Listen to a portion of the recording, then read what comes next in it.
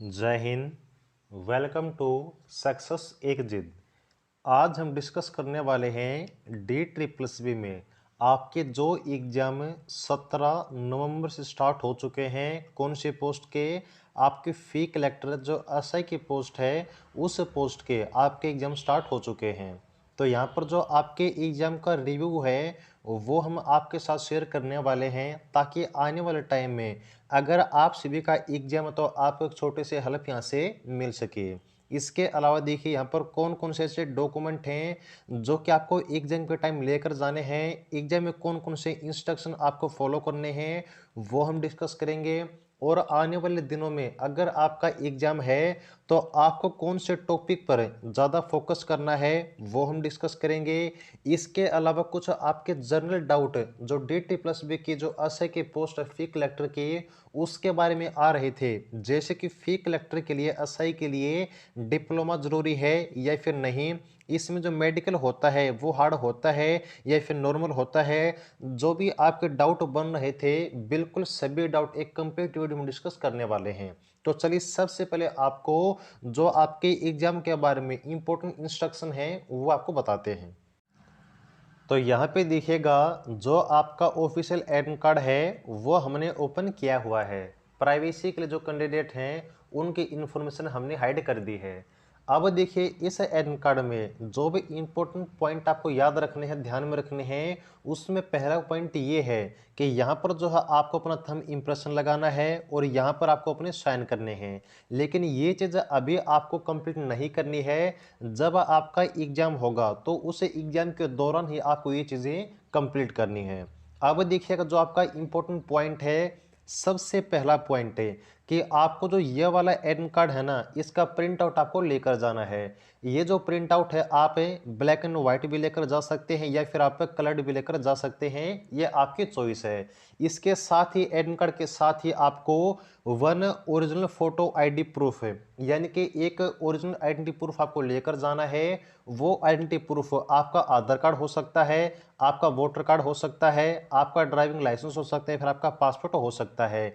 लेकिन जो भी यहाँ पर आप डॉक्यूमेंट लेकर जाने वाले हैं वो आपका ओरिजिनल होना चाहिए, ये चीज़ आप नोट रखिएगा।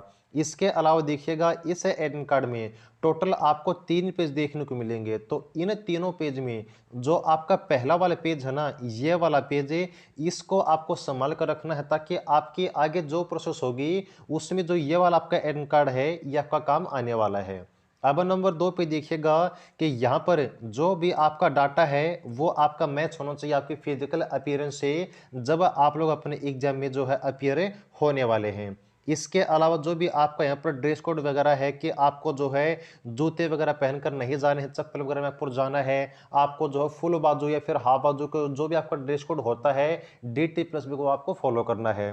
यहाँ पे देखिएगा जो कोविड-19 के इंस्ट्रक्शन है उनको भी आपको फॉलो करना है। अब इस इंस्ट्रक्शन में एक चीज आपको जो यहाँ पर सबसे ज्यादा ध्यान में रखनी है वो क्या है, तो जब आप लोग नंबर 3 पेज पर आएंगे तो यहाँ पर आपको एक पेज देखने को मिलेगा, वो आपका सेल्फ डिक्लेरेशन का।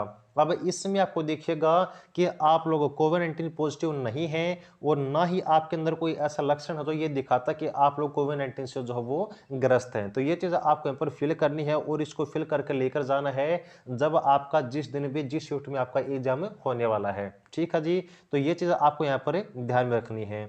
अब इसके अलावा और जो आपको इंपॉर्टेंट पॉइंट है यहाँ पर दिए गए हैं, वो इंपॉर्टेंट पॉइंट क्या है वो देखिए कि आपके जो यहाँ पर ड्रेस कोड है ना, वो ड्रेस कोड क्या होता है, किस प्रकार से आपको जो है वहाँ पर पालन करना होता है, वो चीज़ समझ लीजिए।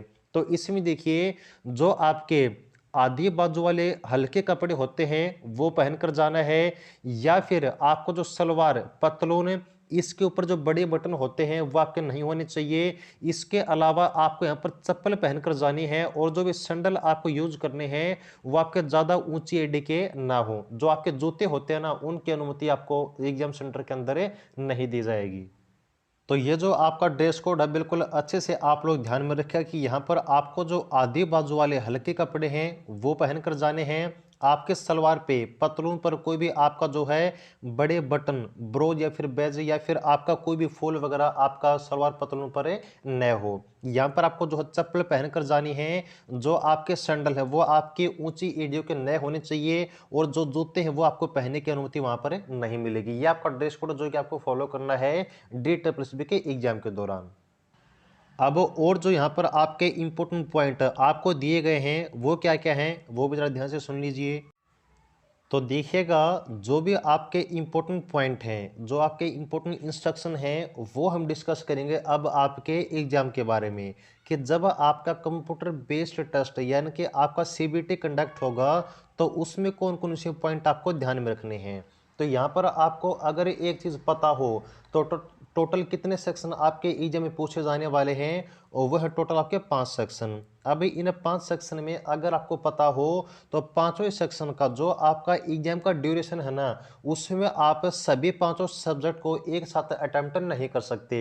यानी कि आपको जो देखिएगा टोटल आपके 200 क्वेश्चन आने वाले हैं, और इस 200 क्वेश्चन के आपके 10 सेट बनेंगे। कितने क्वेश्चन के? टोटल आपके 20 क्वेश्चन के। यानी कि आपको जो टाइम ड्यूरेशन है उसमें सबसे पहले आपको 20 क्वेश्चन सोल्व करने होंगे, वो आपके अलग सब्जेक्ट वाइज होने वाले हैं, और सब्जेक्ट वाइज क्वेश्चन आपको अटेम्प्ट करने हैं। जब आप लोग पहले पार्ट के पहले सब्जेक्ट के 20 क्वेश्चन अटेम्प्ट कर लोगे और उनको सबमिट कर दोगे, उसके बाद ही आप अगले सेक्शन पर जा पाओगे। और एक बार अगर आपने एक पार्ट को सबमिट कर दिया तो उसके बाद दोबारा आप लोग उस पार्ट को सॉल्व नहीं कर सकते, ओपन नहीं कर सकते। इसलिए जो भी क्वेश्चन करें बिल्कुल ध्यान से कीजिएगा, जो भी पार्ट आप सबमिट करें उसको अच्छे तरीके से कंप्लीट करके ही सबमिट कीजिएगा। और यहाँ पर ज्यादा टाइम आप लोग एक सब्जेक्ट पर एक पार्ट पर ज्यादा वेस्ट मत कीजिएगा, क्योंकि आपको जो अदर पार्ट है 10 पार्ट है वो पूरे के पूरे आपको सोल्व करने हैं, तभी आप लोग जो कोट उसको पार करने में जो होए के अपना जो है पहला स्टेप आगे बढ़ा पाओगे।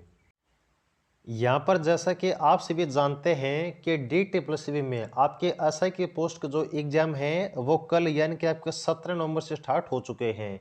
तो आपका जो एग्जाम का पैटर्न आपको देखने को मिला है, उसमें जो आपका सब्जेक्ट ऑफ वेटेज रहा है, सबसे पहले हम बात करते हैं आपके जीके के वेटेज की। तो देखिए आपको जीके है ना, इसमें आपका जो करंट अफेयर है वो आपका ज्यादा पूछा गया है। और करंट अफेयर कौन से साल का? आपका साल 2020 का जो करंट अफेयर है ना वो आपसे पूछा गया है। जैसे कि हमारी एक उम्मीद थी कि आपका जो करंट अफेयर है वो आपका लगभग 2021 का पूछा जाएगा, लेकिन वो चीज हमारी गलत साबित हुई। आपका करंट अफेयर जो है साल 2020 का यहाँ पर पूछा गया है। इसके अलावा जो हिस्ट्री का वेटेज है, जो आपका जियोग्राफी वेटेज है, पॉलिटी का वेटेज है, साइंस का वेटेज है, वो लगभग आपका जो सेम देखने को मिला है। आपको सभी सब्जेक्ट जो है, सभी टॉपिक जो अच्छे से तैयार करके जाने हैं। वहीं हम अगर बात करें आपके मैथ के सेक्शन की, तो देखिए आपका जो मैथ का सेक्शन है ना, उसमें आपका जो अर्थमेटिक का पोर्शन है वो भी पूछा गया है। लेकिन अगर हम बात करें आपको जो सिंगल टॉपिक है जो ज़्यादा पूछा जा रहा है वो आपका DI का टॉपिक है। तो आपको जो DI को बिल्कुल अच्छे से जो है पढ़कर जाने, इसके साथ ही साथ आपको जो अर्थमेटिक का पोर्शन है वो आपको कवर करके जाना है। इसके अलावा आपका जो हिंदी का सेक्शन है और जो आपका इंग्लिश का सेक्शन है, इन सभी से देखिए वैसे आपका जो ग्रामेटिकल सेक्शन है वो भी आया है, और आपका जो यहाँ पर पोइट्री का सेक्शन है वो भी आया है। लेकिन आपको जो ग्रामर पे फोकस ज़्यादा करना है, क्योंकि वहाँ पर आपका जो पोइट्री का सेक्शन है वो शायद आप अटेम्प्ट न कर पाओ, इसलिए जो ग्रामर का सेक्शन है वो आपको अच्छे से ध्यान में रखना है। वहीं अगर हम बात करें आपके रीजनिंग के सेक्शन की, तो रीजनिंग में आपके वर्बल और नॉन वर्बल दोनों ही पार्ट आपको देखने को मिले हैं। तो इसलिए आपको अच्छे तरीके से जो नॉन वर्बल का पार्ट है वो भी आपको कंप्लीट करना है, और वर्बल पार्ट आपको जो है अगर एक आधा क्वेश्चन आपको ज़्यादा टाइम टेकन लगता है तो वहां पर आप उसको मिस कर सकते हो, क्योंकि सभी क्वेश्चन आपको पता है कि टाइम ड्यूरेशन में आप कंप्लीट नहीं कर पाएंगे। तो देखिएगा, ये कुछ आपका थोड़ा सा रिव्यू था आपके एग्जाम के बारे में, कुछ आपके इंपॉर्टेंट इंस्ट्रक्शन थे आपके एग्जाम के लिए। अब हम बात करते हैं कि क्या आपका जो DSSB का एग्जाम है उसमें आपके पास है डिप्लोमा होना जरूरी है या फिर नहीं। तो आपको बिल्कुल साफ साफ हम बता देते हैं कि आपके DSSB एग्जाम के लिए कोई भी आपके पास डिप्लोमा होना अनिवार्य नहीं है। अगर आप लोग +2 पास हैं तो आप एलिजिबल हैं। जो आपका डिप्लोमा है ना वो केवल आपका डिजायरेबल है। डिजायरेबल का मतलब ये होता है कि अगर आपके पास है डिप्लोमा एक्सपीरियंस सर्टिफिकेट है तो आप लोग लगा सकते हैं, अगर नहीं है तो भी कोई दिक्कत नहीं, आप लोग एलिजिबल हैं। मात्र बस आप +2 पास होनी चाहिए। होगी बात क्लियर है। अब इसके अलावा जो आपका मेडिकल होता है वो हार्ड होता है फिर नॉर्मल है, तो मेडिकल बिल्कुल आपका कतई नॉर्मल होता है, बिल्कुल भी हार्ड नहीं होता। बस एक शर्त है कि आपके अंदर कोई ऐसी जो कमी नहीं होनी चाहिए जो कि लाइफ टाइम आपकी ठीक है न हो सके।